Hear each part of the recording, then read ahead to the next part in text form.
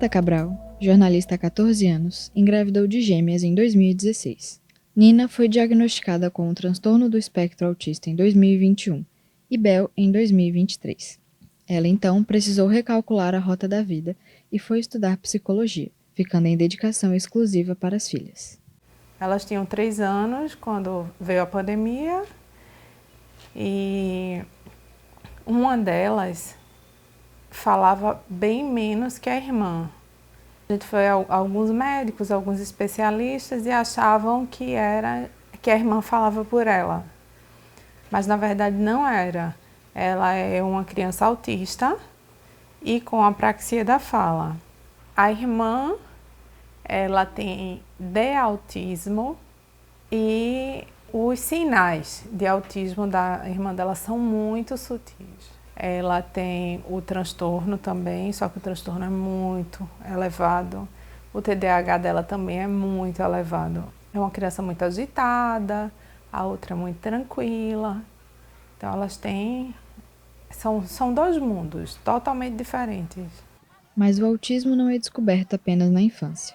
Existem muitos casos de diagnóstico tardio, como aconteceu com Jennifer Amorim, que é formada em estatística pela UFPE e tem pós-graduação na área de tecnologia. Apenas em 2024, aos 28 anos, ela descobriu que tem autismo no suporte nível 1. Foi um choque, assim, pra mim. Assim, receber o laudo mesmo ali, o resultado, foi meio que um choque, né? Apesar de que, acho que com o passar do tempo foi virando um alívio, porque eu acho que foi uma coisa que explicou algumas questões, algumas situações que eu vivo desde muito nova. A questão de praticar exercícios físicos, de ter uma rotina fixa, de não me expor a muitas situações que, tipo, eu tenho dificuldade, eu não gosto muito, eu meio que me obrigava para poder me encaixar. Shows, música muito alta, muito barulho, muito estímulo visual. Então, eu acho que para agora, depois do lado, eu vim me atentar mais a isso e a manter mais essa questão para o meu dia a dia, né? Entender e aceitar essas minhas limitações, né? Tipo, assim, questões que me afetam muito, que eu tenho muita dificuldade. Eu tenho uma razão para isso e é uma coisa que eu preciso respeitar. No Brasil, não há número oficial sobre a prevalência de autismo. O que se tem são estimativas. Segundo dados do Centro de Controle e Prevenção de Doenças, órgão ligado ao governo dos Estados Unidos, existe hoje um caso de autismo a cada 110 pessoas. Dessa forma, estima-se que o Brasil, com seus 200 milhões de habitantes, possua cerca de 2 milhões de autistas. O transtorno do espectro autista é um transtorno do neurodesenvolvimento, onde a pessoa que tem esse transtorno, ela tem uma certa dificuldade da interação social, como também da fala, em alguns casos, né? Tem autista que realmente é verbal, mas uma boa parte dos autistas, infelizmente, não são verbais. E isso dificulta muito mais, né? A interação e o desenvolvimento desta pessoa. Mas nunca existiu autismo, existia, mas não eram diagnosticados e muita gente não procurava, assim, leva ele para a sociedade, leva para a escola, né? Tinha outros diagnósticos e deixava em casa, não estudava. Ele não consegue aprender, ele não fala, ele tem algum problema de surdez. E às vezes não era isso. Não tinha um diagnóstico correto.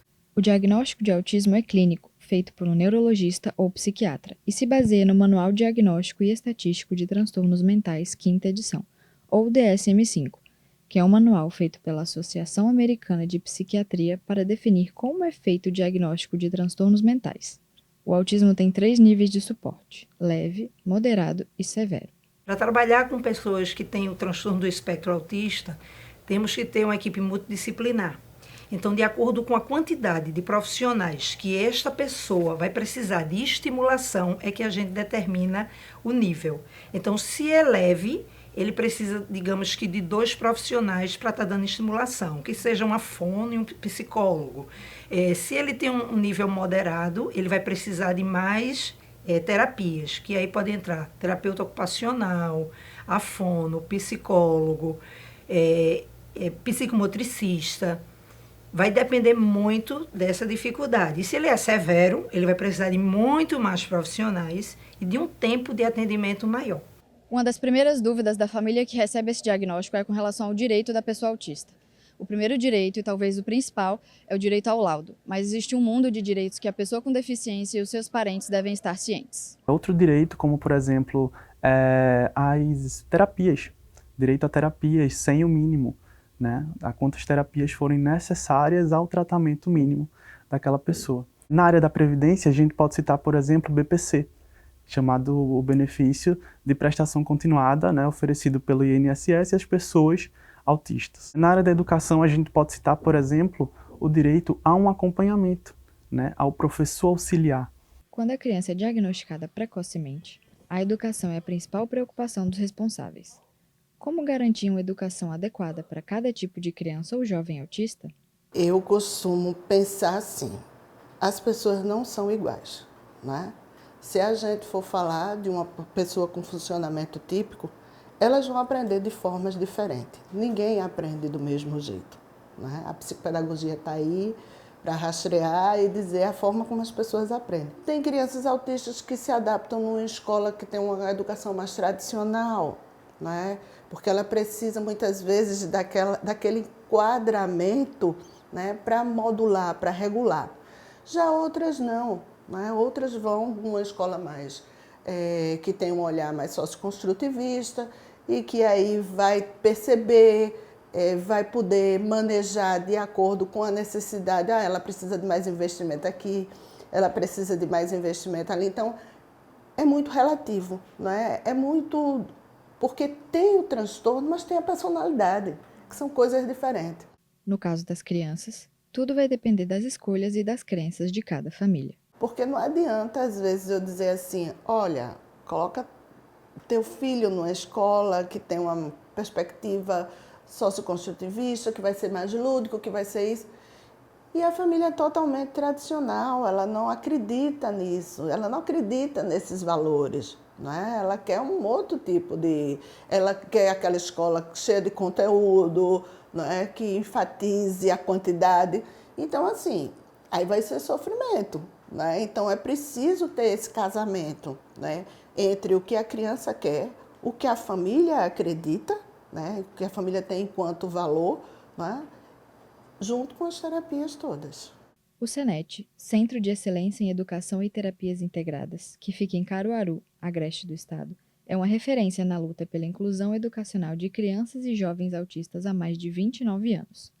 O projeto foi criado pela psicopedagoga Lidiere Barros. A gente trabalha com diversas áreas, desde a psicologia, com a ciência ABA, psicomotricidade, terapia assistida por animais, fonoaudiologia, terapia ocupacional, psicopedagogia, musicoterapia e fisioterapia também. Então trabalhamos em várias áreas e onde o principal objetivo é fazer um trabalho transdisciplinar. Aqui no Brasil, muitas clínicas ainda fazem um trabalho multidisciplinar, onde cada profissional atua dentro da sua área, dentro de um único ambiente. Aqui no CENET a gente funciona com a terapia transdisciplinar, que é uma terapia onde todas as áreas, entende de todas as áreas, para aplicar todas as áreas dentro de uma única sessão. Então, como vocês podem ver, dentro de uma sessão de psicopedagogia, a gente trabalha atrelada ao ABA, trabalha com fonoaudiologia. Dentro de uma sessão de ABA, a gente trabalha com a comunicação, com a parte de fonoaudiologia. E assim, todas as áreas que formam aqui as terapias integradas do CENET. No mundo ideal, todas as crianças e jovens diagnosticados com autismo teriam esse tipo de suporte educacional. Mas nem sempre o acesso a esses recursos está ao alcance de todos. Renata encontrou muitos desafios na educação escolar das filhas. Você sente que o ambiente escolar tem proporcionado um espaço acolhedor para elas e para as necessidades? Não. E o que poderia melhorar? O que teria a melhorar? Tudo. Porque quando a unidade escolar ela tem o trabalho do AE, do professor AE, é tudo muito diferente, né? Tudo estruturado, tem o plano de ensino individualizado, porque a lei prevê que se a criança não tem um acompanhante terapêutico, né, custeado, trazido pela família, a escola tem que ter um auxiliar, é o que a lei prevê. Mas são muitas crianças na escola, tem muitas não laudadas, assim, claramente, que tem algo, né? E a demanda é muito alta para a escola. Então, eu sinto uma lacuna muito grande geral. Segundo Renata, em época de provas, ela precisa ir até a escola para dar suporte a uma das filhas. A criança relata que não entende o que deve ser feito na avaliação, já que a própria escola não fornece o professor assistente como prevê a lei. O Poder Judiciário ele está aí para isso, para que os pais ou responsáveis possam entrar com uma ação, o que a gente pode chamar, por exemplo, de uma obrigação de fazer, para que a lei de inclusão ela possa ser cumprida. A lei de inclusão da pessoa com deficiência, que também é um aparato legislativo muito direcionado às pessoas autistas e que garantem com que todos os direitos possam ser, além de garantidos, reafirmados dentro de cada instituição. A inclusão foi um dos maiores desafios enfrentados por Jennifer. Ela precisou encontrar a própria maneira de interagir quando ingressou na escola. Uma das minhas maiores dificuldades é a questão de socializar, principalmente socializar em ambientes novos e grandes ciclos de pessoas, né? Que é o que é a escola desde sempre, né? Então, acho que o que me ajudou a me manter ok nessas situações é que eu meio que, sei lá, dissociava as outras pessoas e fingia que meu ciclo era ali minhas duas primas. Então, eu estava na escola, eu precisava estudar, eu sempre fui muito estudiosa desde nova, e quando eu precisava lidar com pessoas, eram minhas primas, as pessoas. Então, eu focava nisso, acho que ajudou bastante. A inclusão escolar é um dos maiores desafios para as crianças com autismo. Garantir esse direito é complexo e exige atenção específica para cada pessoa diagnosticada. Muito se fala de inclusão, muito se fala de adaptação, muito se fala de salas de atendimento educacional especializado, mas ainda muito pouco se conhece sobre como uma pessoa atípica consegue aprender. Então, a inclusão, ela enfrenta todas as suas dificuldades hoje no mundo de muito mais conhecimento a nível de contexto educacional, mas enfrentamos barreiras ainda inclusivas com relação ao contexto educacional. A inclusão não é a gente abrir a porta e colocar a criança dentro de um espaço com outras crianças ou outros jovens. Inclusão é muito mais que isso. A inclusão requer um olhar carinhoso, requer todo um trabalho, um esforço, uma dedicação. Porque incluir não é simplesmente eu deixar ele lá e ele não conseguir caminhar, não conseguir se desenvolver, né? E aí causa, na verdade, um sofrimento para esse jovem, essa criança. Cabe ao profissional estar se atualizando, se especializando, se dedicando e sabendo a profissão que você escolheu, né? Porque se você escolheu cuidar de pessoas, vamos cuidar de pessoas. Estudem, aprendam, porque não somos nós que ensinamos para eles, é eles que nos ensinam todo dia a fazer o mundo mais justo, um mundo mais inclusivo. Realmente você esteja preparado para amar e estudar e aprender muito com eles.